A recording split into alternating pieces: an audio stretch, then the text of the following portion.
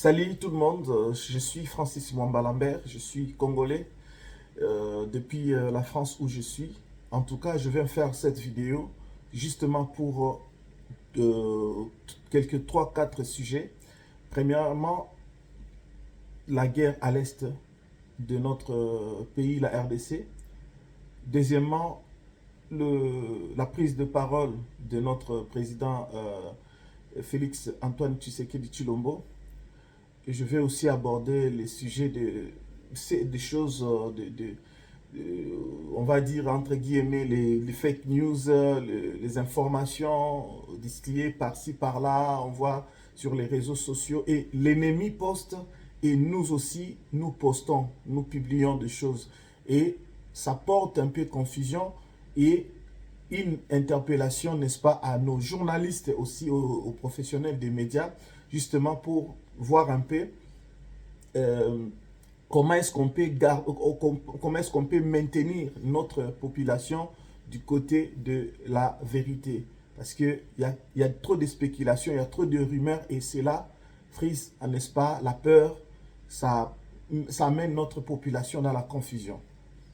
Alors, Banamboka, Toyebi Biso Nyonsoke, RDC, et Zala déjà depuis des années, Tozala toujours agressé.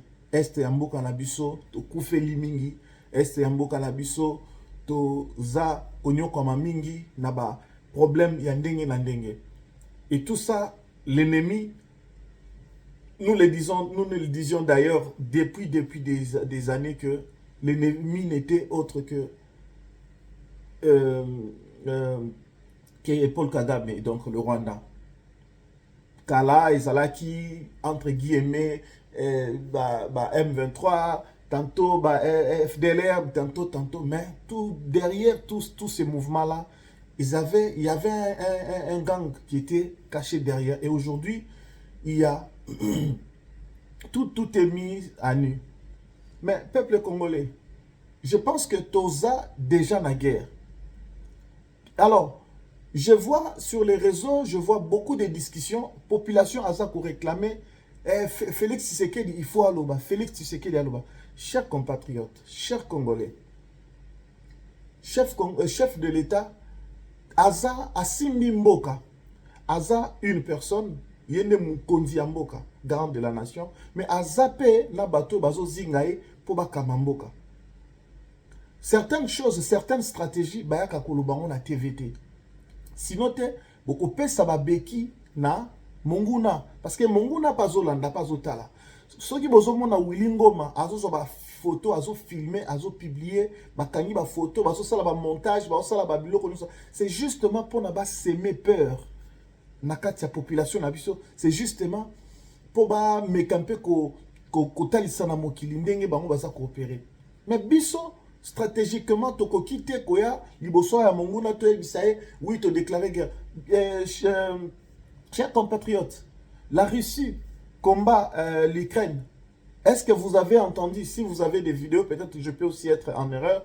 Dites-moi quel jour Poutine a fait une déclaration que je mène une guerre contre l'Ukraine. Ou dites-moi Zelensky quel jour il a fait une déclaration pour dire que je mène une guerre contre la Russie. Toza biso moko déjà na misu, toza na matoi, tozo yoka pe tozo mona ba image na ba obaza musika na mboka, na ba obaza na kati ya mboka. Tozo mona déjà que toza na guerre, ba image zo circuler sur les réseaux. Est-ce qu'il faut chef de l'État aleka aloba bon, je déclare la guerre? Non, toza déjà na guerre. Ce qui attaque du chef congolais. Est-ce qu'il faut chef de l'État kaka aloba? Oui, peut-être il faut aloba. Mais déjà, tant que bomoni ke ba côté libino, tout ça déjà na conscience to ebi que non te ba côté libiso. To luka biso ni surtout de lo koni na ko ikosala. Regardez les Wazalendo, courage au bazui. Pour la plupart, ce ne sont pas vraiment des personnes formées na ndenge pena armée sengaka. Mais ce sont les jeunes au bas balobi non pour l'intégrité ya mboka na biso, pour la mboka na biso, to kotika te to rozonga simate, il faut to attaquer. Ils ne se sont pas tus. Babundi boyebi ke lelo bazolo banabiso ke Goma bazui Goma, mais ceux qui pensa bazwa Goma tout le monde na mboka mususu na localité mususu bani ceux qui va jouer ngo basali ba vidéo basali ba déclaration basali ba meeting mais jusque là bomoni ata meeting mon côté to na aéroport to wapi. Je ne dis pas que bazana Goma te bazana Goma mais seulement il faut trouver que par là guerre est ça déjà. Chef de l'État a sali déclaration oyo a sali na apprécié mingi ba point ezebele oyo a évoqué. Mais seulement, tout est que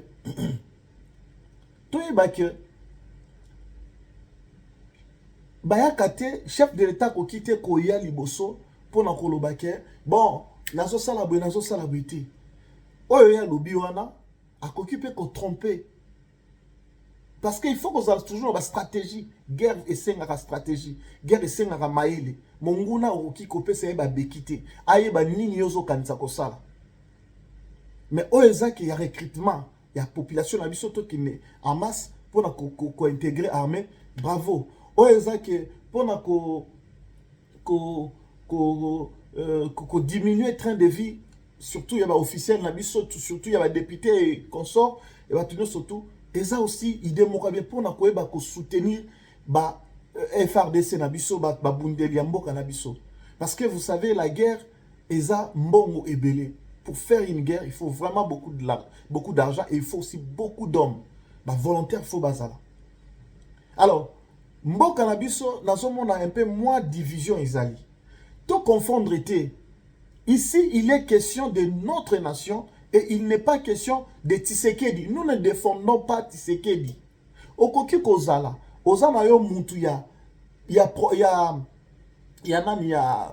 okoki kozala ozana yo mutu il y a parti mususu to soutenir na yo te Tshisekedi ou bien au voter na yo Tshisekedi en tant que président ou bien lingaka na yo Tshisekedi te à la tête du pays en tant que président. Là eza obligé eza droit na yo okoki ko lingate bakoka ngona makasité mais tout ça ba différents sont à côté. Ici il est question de notre nation qui est attaquée. Même si à la tête de ce pays, c'est Tshisekedi Oyo Lingaraté, mais il y a des mboka na biso des attaqués parce que ceux qui va quoi ici pouvoir à Tshisekedi, batouana bazoya jana ba agenda milai, bazoya jana agenda milai. Oh que non ba rezoyo te ba tiayo, to ba rezoa muto yozo kanisa ba tiaye akoma président. Kaka biso nde to romona sou makambu, to romona pasi. Chers Congolais, totika mutema mabe. Totika motema likundu, totika motema ya koinana, ya kokabwana. Ba discours aimé, ba discours ya ko kritika ka mokonzi mboka. Il suffit à lobi moi likamuke, on trouve toujours des critiques, on trouve toujours des mots. Te falaka lo babwe, te falaka salaboui. Franchement, tout le monde devient expert, tout le monde devient azana ida ko loba oui. To boyeli mutu malobate, to boyeli mutu. Après ça ba idete. Mais soyons cohérents, soyons rationnels. Tshisekedi azako recruter batute na IDPS. IDPS ezako recruter batute quel est ceux qui vont soutenir Tshisekedi par je dis bientôt soutenir Mokonzi mboka par rapport à la guerre. Soutenons nos FRDC, soutenons nos militaires, nos policiers. Tout soutenir bango par rapport à la guerre. Ceux qui guerre ici, ceux qui monique au l'union zongela na yo parti na oni. D'ailleurs, ben si muta kota parti à IDPS, IDPS a ça qu'on recruté. Deuxième chose très importante que je voulais aussi dire, totika tribalisme. Okoki ozala muntu ya ceux qui ont muntu ya ba Congo, Bandundu, Équateur, je ne sais pas où, Kisangani, Katanga, Tshisekedi a ça qu'on recruté. Batute balonga Congo te balonga ba Congo ba koma baluba. Tshisekedi azako recruter batu ya Kisangani te ba koma baluba bato Kasai. Tshisekedi azako lobate ke mboka mobimba fo ba koma baluba non. Tshisekedi a bengisi bisonyo soto. To sangana to sala liboke.